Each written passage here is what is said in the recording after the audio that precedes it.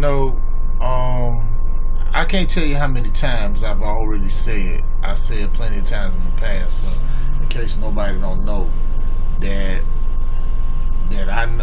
I have a good friendship. I know Richard Sherman on a personal note. Yes, the same Richard Sherman who plays cornerback for Seattle Seahawks and one of the founding members of the Legion of Boom.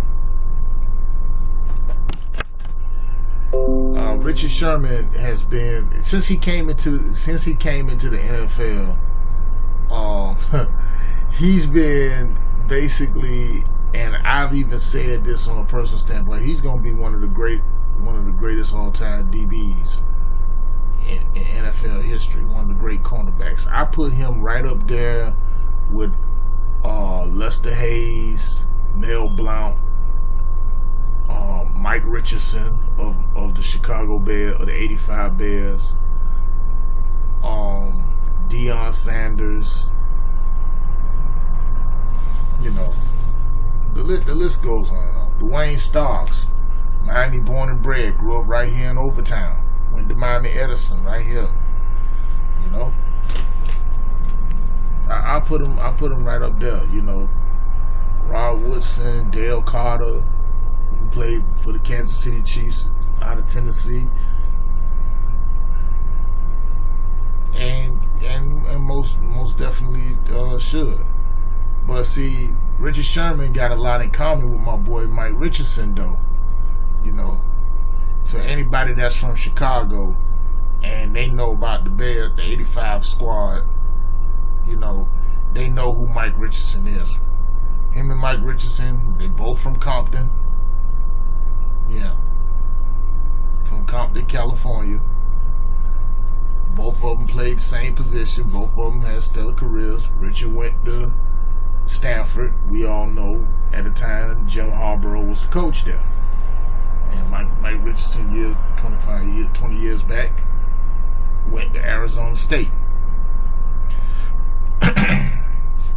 But, you know, case in point, Richard is like, you know, he is like also outspoken on the field as he well is off the field.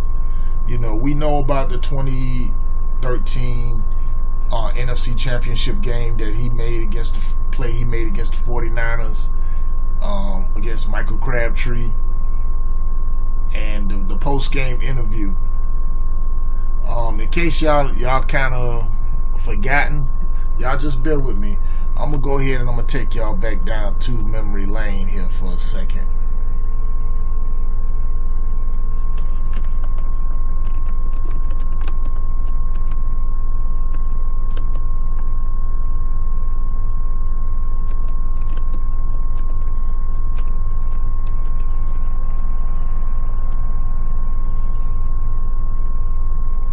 Better yet, you know what? Well, let's do it like this. Let's do it like this.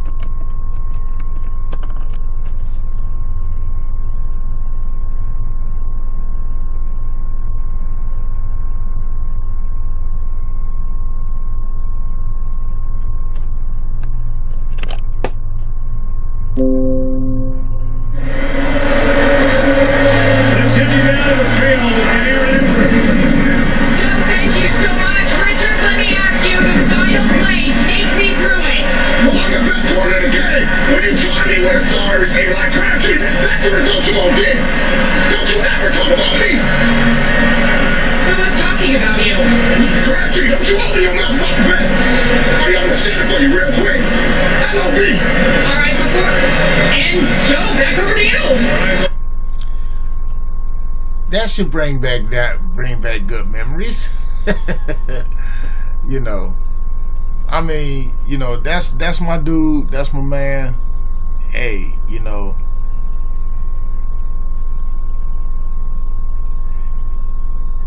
and all that, cause like I say, y'all don't know him like I know. was the one where you had all the little idiotic punk ass trolls, little hate trolls wanted to go there and rip them. Anybody that's a football NFL aficionado would know, that sports is nothing more than entertainment, and that was entertainment at its finest. But then here you got the same crackers when they come out here, they getting all in their feelings, butt hurt, got their thong panties in their ass crack, saying like, oh well, he's acting like a thug, or he's a monkey, he's a nigger, he shouldn't be saying that. There are kids watching and all this other stuff. The kids ain't had a problem with it. At the time, President Obama ain't had a problem with it. I even, at my place of business, even ran across a white guy who's a Seahawks fan. I say, at least one time I was saying, well, yeah, you're saying that. He tried to be side-eye. That's how you know you got a suspected white supremacist, But saying like, oh, he shouldn't have said that. Oh, man, shut up. Get the hell out of here. I'm the more confrontational type when it comes down to these sort of things. But Richard Sherman has also been outspoken, like off the field was where I'm getting at. Another polarizing incident. In case I could totally like this. Let me do this one here. Y'all remember this?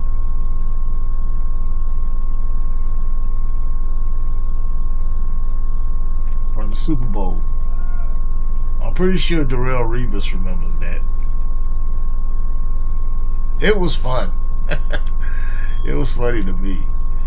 But lately, Richard Sherman has also been in regards, I know about the little All Lives Matter comment he made a while back. And we said to ourselves, we immediately jumped on well, not me. I kind of like I fell back and I said like, let this shit play itself out. Because I know that's not the Richard that I know. And this was doing in the midst of the heighten of all the murders of unarmed black men, women, and children by race cowards. I don't call them race soldiers, I call them race cowards, pretending to be law enforcement officers, and the district attorney's offices, and in the judges' chambers, And it was also during that height of time, between 2013, 2014 too. Also at the same time, Colin Kaepernick was also not really protesting about it openly like he did last season, but he had a few choice words for that junk too. But people don't want to know about that. They only know about Colin Kaepernick. Oh, well, he's just doing that because, he was up in contract disputes and all this other stuff like this. Ignorant motherfuckers, shut up. Richard Sherman recently came out, because now with, Kaepernick hasn't been signed yet. He's been one of the most staunchest supporters for Colin Kaepernick when Colin Kaepernick decided to take a knee. And, said that he's not going to stand up for a song that gets out there and oppress black people to address the social issue of the racial injustice of unarmed black men, women, and children being gunned down in the streets and murdered by race cowards pretending to be law enforcement officers. Now, at the beginning of last season, you seen a lot of teams, players from different teams, were either doing the same thing like Kaepernick. They were either taking a knee, like close to home here, and I'm proud of those players from the Miami Dolphins. Retired running back Adrian Foster, shout out to him. Kenny Stills, Carlos Dansby, I believe, was there. They all had took a knee. Let me see if I can pull that up. Just bear with me for a second, people. Just bear with me for a second. Just bear with me for a second.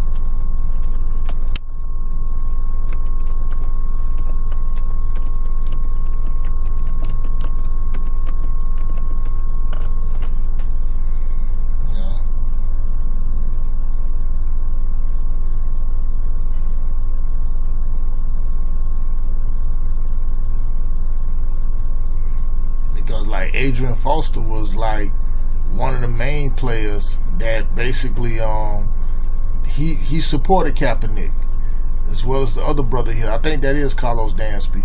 You got Kenny Stills and you got the other one, but you know, they still got their hand over their heart though and all this stuff. Adrian Foster like, man, nigga, fuck y'all. You know? And the thing about, like, when it come down to it, you know, with white people, you motherfuckers get caught all up in y'all feelings because y'all trying to hold on to something that you basically have no culture, you know? Talking about saying, oh, well, he's defiling, they disrespecting the military. They try to use that excuse. The real military vets came out and said, nah, we support what Kaepernick doing.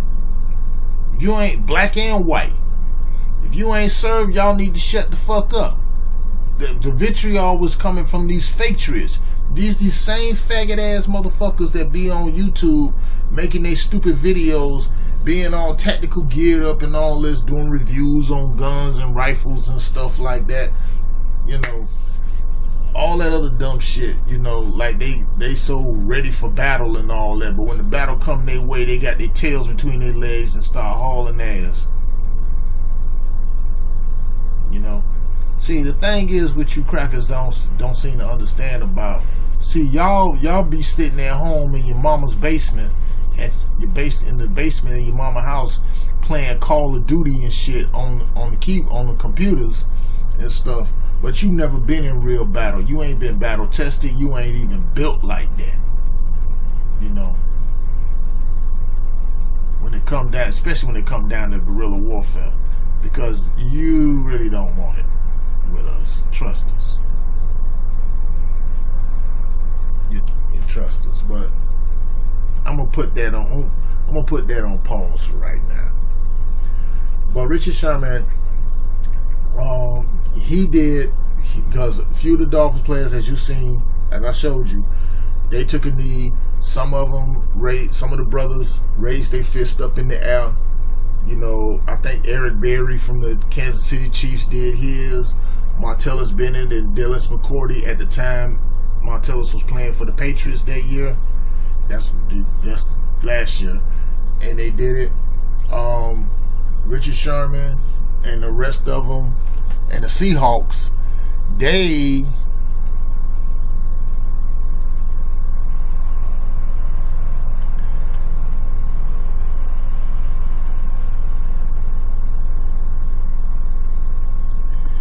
did this.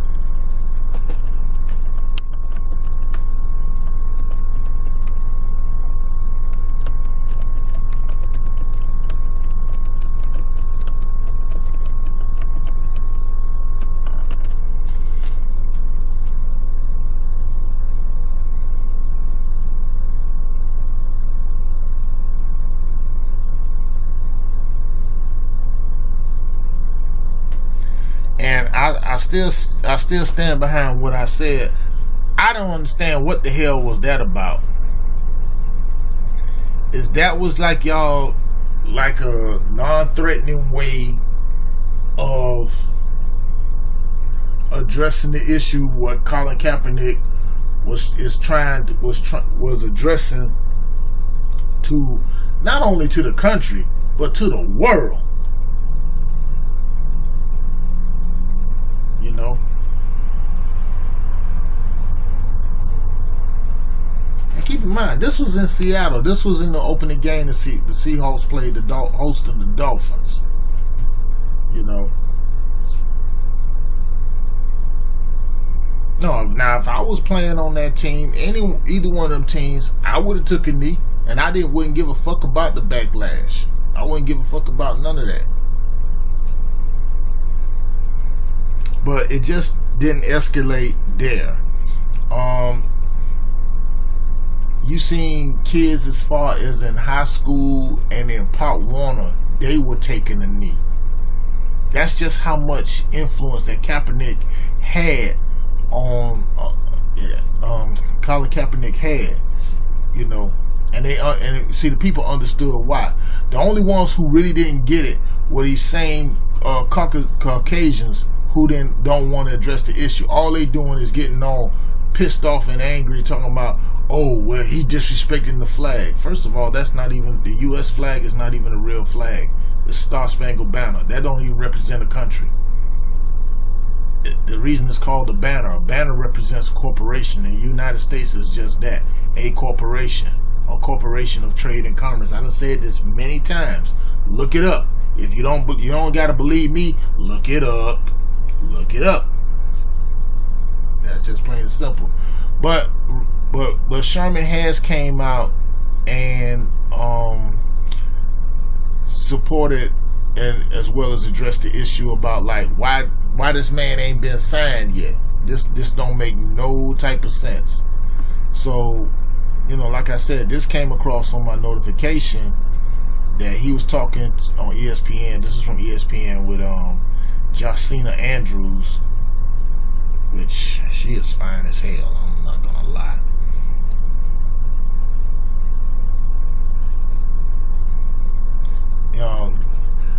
She sat down with Richard Sherman to address about like why Colin Kaepernick hasn't been signed.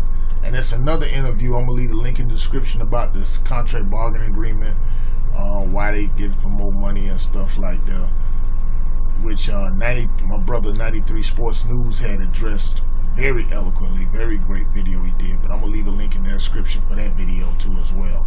But y'all just listen here. You guys recently signed Austin Davis. You have Trevon Boykin at the quarterback depth, even though he's had some of his legal issues outside of the football field. What do you make of the team's decision not to sign Colin Kaepernick? I don't think of us not signing him any different than I think about the rest of the league not signing him, because it's ridiculous. Only because if you just look at the football and take everything else out of it, it's a ridiculous decision. He's a proven quarterback. He hasn't had the kind of decline where he's, let's say, he threw 3-4 pick sixes in a row and just had a god-awful season like a quarterback did. There's a quarterback that's still in this league that did that and got signed for $6 million the next year.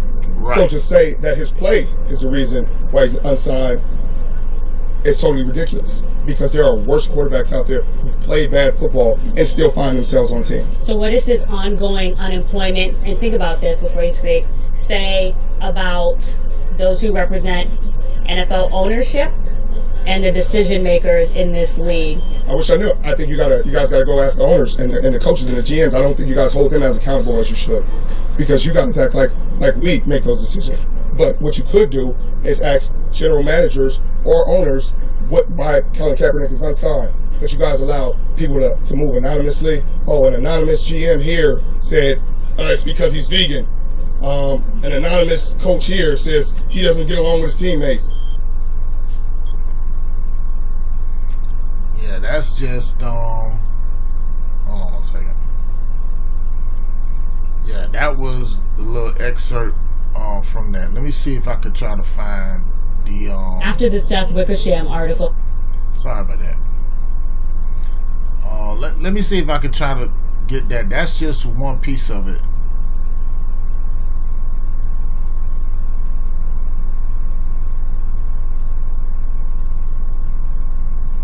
But like I said, I'm gonna leave a link in the description for that video. Leave a link in the description for that.